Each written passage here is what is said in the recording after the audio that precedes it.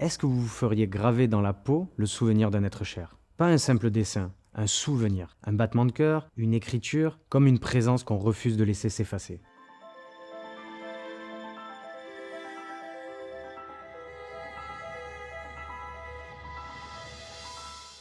Le tatouage commémoratif, ce n'est pas une mode, mais un langage, un moyen de transformer l'absence en présence, la douleur en art. On dit de ces tatouages qu'ils sont des cicatrices qui parlent, parce qu'ils ouvrent la discussion. Ils invitent à raconter, à se souvenir, à partager. Chaque symbole devient une histoire, une façon de dire « il ou elle est toujours là ». Certains choisissent un mot manuscrit, une date ou encore une empreinte vocale transformée en onde sonore. D'autres préfèrent un arbre, symbole de racine familiale, ou un dessin partagé avec la personne disparue. Ce sont des marques d'amour, gravées là où elles ne s'effaceront pas. Mais ce lien entre tatouage et mémoire ne date pas d'hier. En Polynésie, le tato est depuis toujours un acte sacré.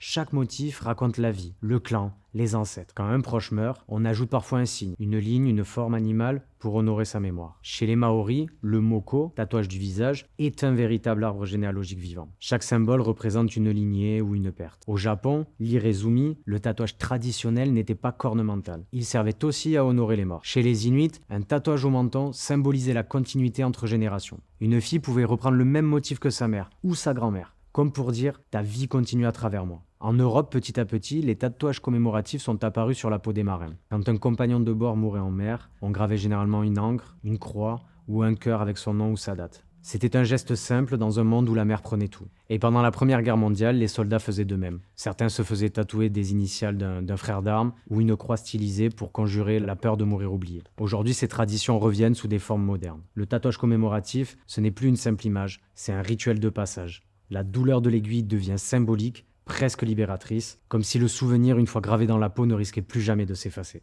C'est un art pour dire « je t'aime encore », même après la fin. Et vous, si vous deviez graver un souvenir sur votre peau, lequel choisiriez-vous? Vous pouvez nous le laisser en commentaire. Vous êtes sur Un Passage sur Terre, la chaîne dédiée aux questions sur la mort.